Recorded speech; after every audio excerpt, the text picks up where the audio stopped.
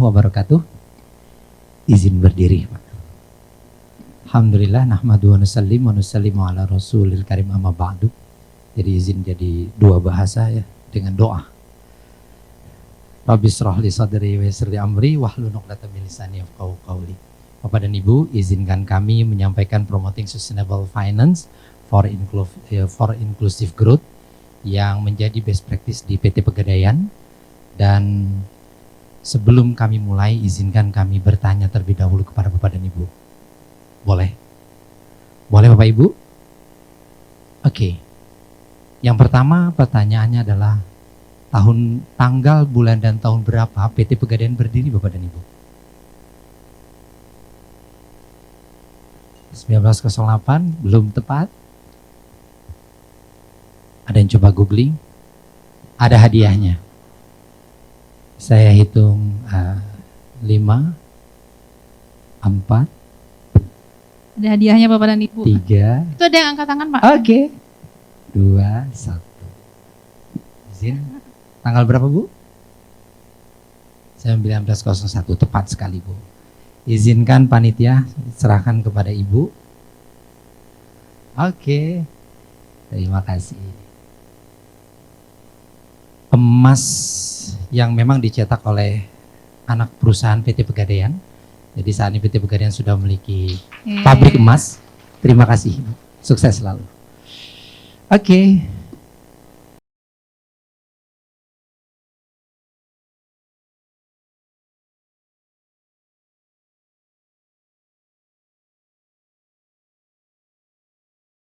Oke.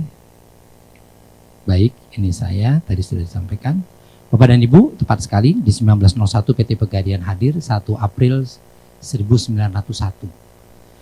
Ini memaknai bahwa PT Pegadaian telah melakukan transformasi journey-nya sudah lebih dari 123 tahun.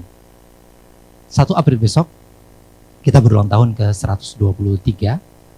Dan saat ini PT Pegadaian itu sudah masuk dalam satu holding ultramikro yang dipimpin oleh BRI sebagai induk holding bersama PNM.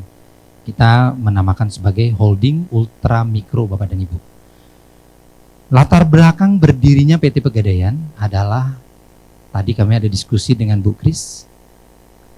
Tadi Bu Kris juga menyinggung bahwa ada banyak pelepas uang yang ada di sana, loan shark, yang memang sangat menggigit, yang sangat tidak pro kepada masyarakat, terutama golongan menengah ke bawah. Oleh karena itu Bapak dan Ibu, hadirnya Pegadaian ini dalam rangka untuk menghindari praktek ijon, rentenir, dan pelepas uang yang sangat mengganggu masyarakat. Bapak dan Ibu, saat ini PT Pegadaian telah memiliki area operasi di seluruh Indonesia mulai Sabang hingga Merauke. Kalau berdasarkan terbitnya matahari, dari Merauke hingga Sabang. Ada 12 kantor wilayah, 61 area, 4.092 outlet, dan saat ini ada tambahan yakni 628 outlet senyum. Maknanya kalau Bapak dan Ibu lihat ada kantor unit BRI, ada lambang senyum, itu berarti di dalamnya ada 3 entitas holding. PNM, Pegadaian, dan BRI, kita dalam satu lokasi untuk memberikan pelayanan kepada masyarakat. Adapun pelayanan Pegadaian saat ini sudah melayani lebih daripada 23,9 juta nasabah dalam bentuk CIF. Jadi ada pendataan di PT Pegadaian yang masing-masingnya sesuai dengan NIK, dan itu ada sekitar 23,9 juta nasabah. Adapun pelayanan Pegadaian saat ini sudah beraneka ragam. Ada gadai yang paling tertua dan paling banyak tadi emas, contoh emas tadi yang sampai ke Bu. Kemudian ada gadai saham, ya. Kemudian ada cicil emas.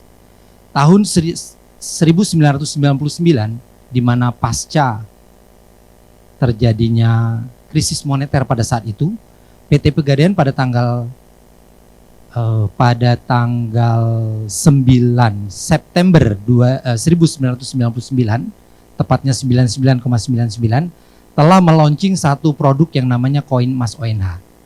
Cikal bakal pertama mengapa? Karena ada emas yang keluar dari peredaran di Indonesia.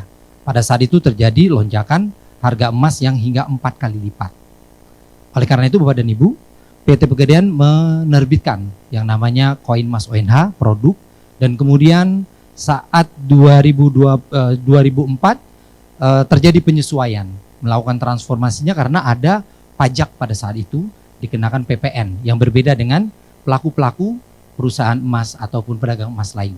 Oleh karena itu di tahun 2008 hingga sekarang PT Pegadaian telah berinovasi di penyesuaian angsuran emas, tabungan emas, dan juga untuk pembelian tunainya. Dan untuk seluruh Indonesia kami telah menjual khusus untuk yang emas digital saja. Di sini ada keterangan 7,6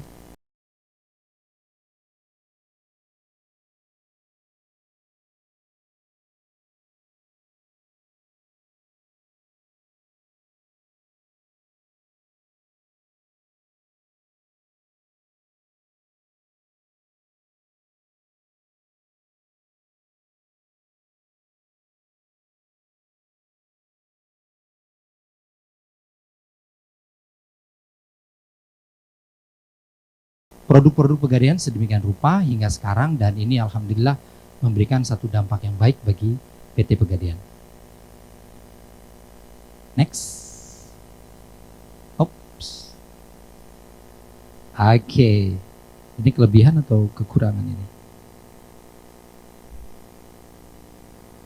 Oke, ini dia.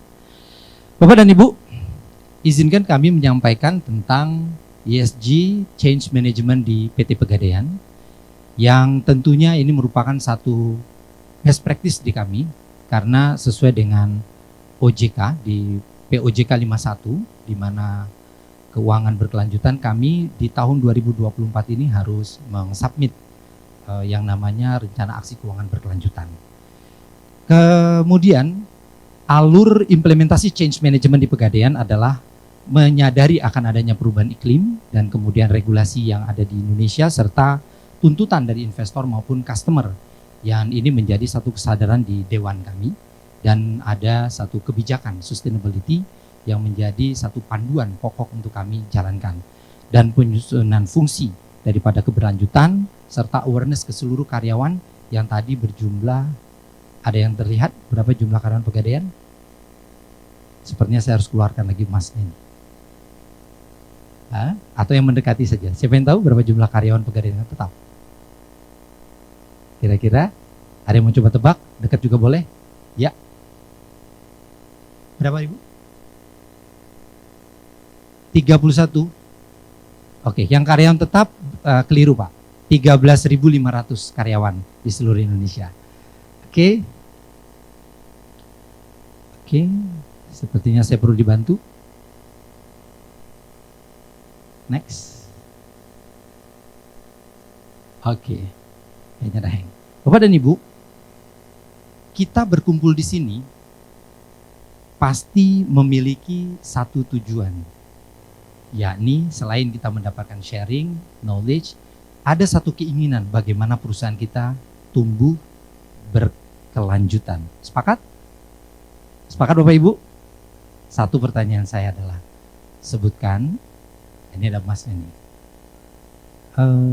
perusahaan tertua di dunia berapa usianya, dari negara mana?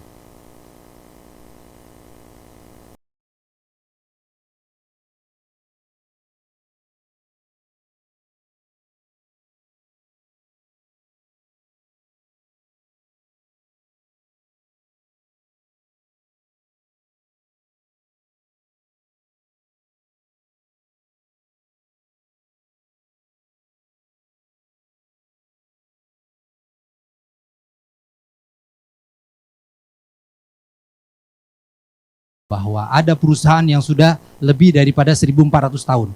Pertanyaan saya adalah, apakah kita menginginkan perusahaan kita akan terus going concern? Iya, sepakat Bapak Ibu ya, termasuk juga isu-isu ini ESG. Next. Bapak dan Ibu. Next, oke. Oke, mau masih ada gangguan? Kongo Bumi. Di Indonesia ada perusahaan yang diklaim juga tua, tapi ini tidak pakai emas. Boleh tahu siapa dia perusahaannya? Tahun berapa? Siapa Pak? Silakan. PT, perusahaan apa Pak? Fajril dari Tampina. Oke. Yang Pak tertua Fajril? ya ekspedisi Pak, Pos Indonesia. Oke, tepuk tangan untuk Pak Fajril. Sepertinya Pak Fajril juga mengharapkan emas. Saya gorok dulu. Masih ada Pak Fajril. Izinkan. PT Pos, nah ini tadi perusahaan Kongo Bugumi yang sudah berusia lebih daripada 1.400 tahun. Ada data yang menunjukkan bahwa rata-rata perusahaan usianya itu 21 tahun.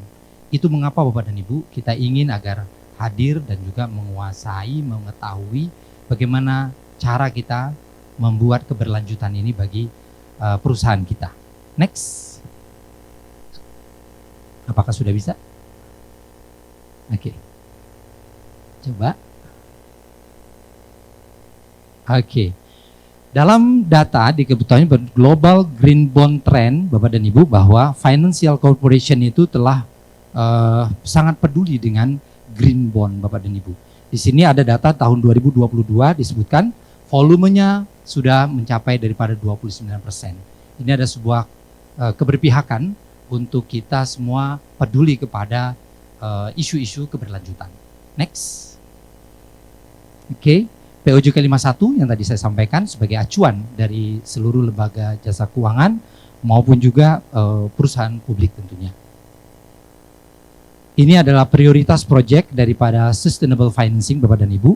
Tentu Bapak dan Ibu saya yakin sudah sangat memahami ini dan bagaimana prakteknya nanti di perusahaan seperti di Pegadaian ini.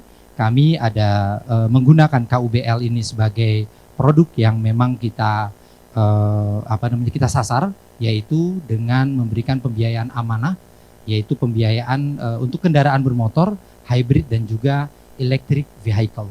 Jadi bisa mendapatkan fasilitas pembiayaan dari PT Pegadaian khususnya untuk keberlanjutan ini. Kemudian ada kurs syariah. Ini untuk UMKM karena di dalam KUBL itu poin nomor 12-nya itu adalah tentang usaha mikro, kecil dan menengah Bapak dan Ibu. Next. Oke. Ini adalah roadmap daripada Pegadaian ESG Transformation Journey di Pegadaian. Di 2024 sampai dengan 2025 kami akan mendefine dan kemudian saat ini sedang dijalankan dengan penuh perhatian tentunya, dan kami harapkan di tahun 2030 ini Pegadaian bisa menjadi acuan global untuk best practice manajemen risiko berbasis penerapan ESG. Oke, kayaknya nyangkut. Oke, boleh dibantu?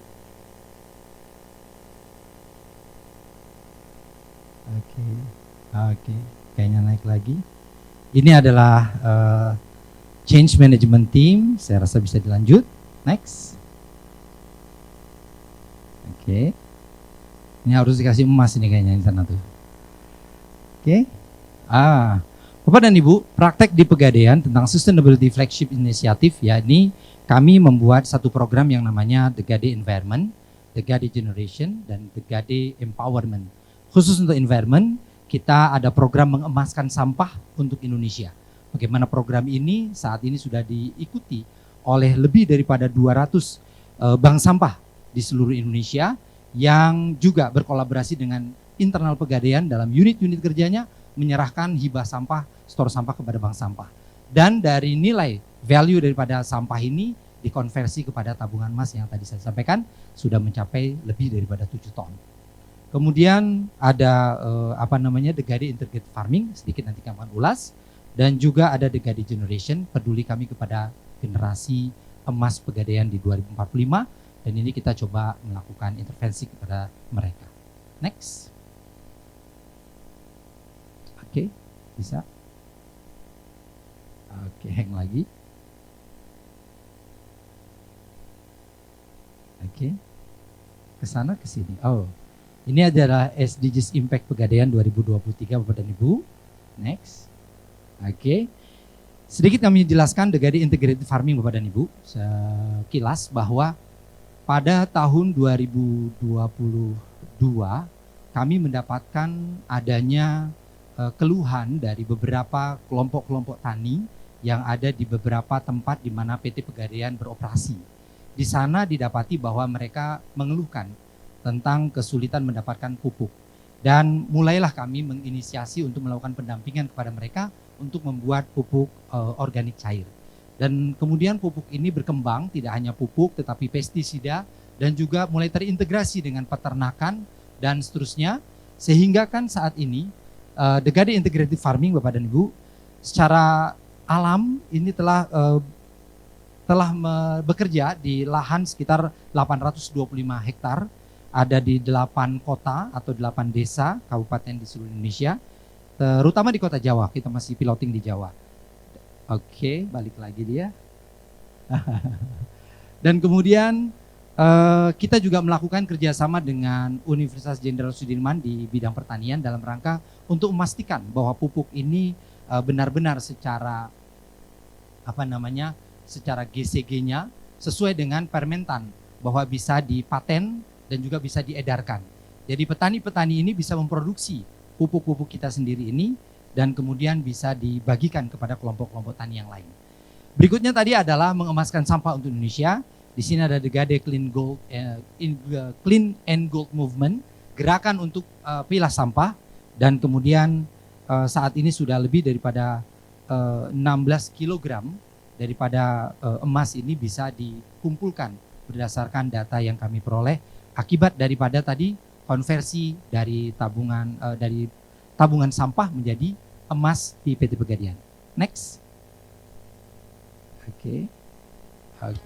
Izinkan kami menyampaikan video tentang profil bank sampah dari binaan Pegadaian.